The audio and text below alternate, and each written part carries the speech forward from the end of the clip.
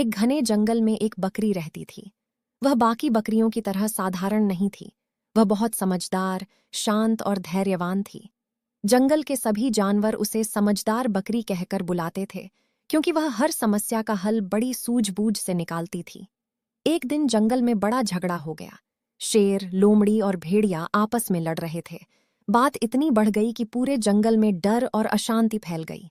सभी जानवर परेशान हो गए और उन्होंने तय किया कि इस झगड़े को सुलझाने के लिए समझदार बकरी के पास जाना चाहिए। तीनों झगड़ालू जानवर भी बकरी के पास पहुंचे।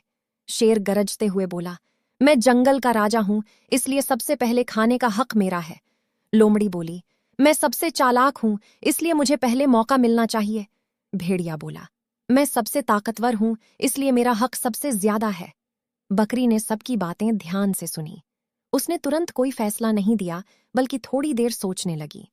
फिर वह मुस्कुराई और बोली, अगर तुम तीनों अपने अपने गुणों पर इतना गर्व करते हो, तो क्यों ना एक परीक्षा हो जाए। तीनों ने उत्सुकता से पूछा, कैसी परीक्षा?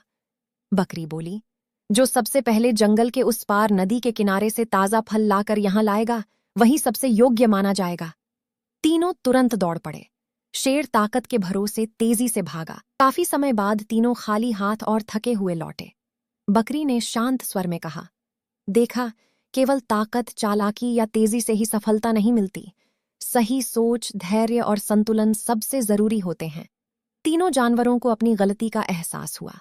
उन्होंने आपस में लड़ना बंद कर दिया और मिलजुल कर रहने का फैसला किया।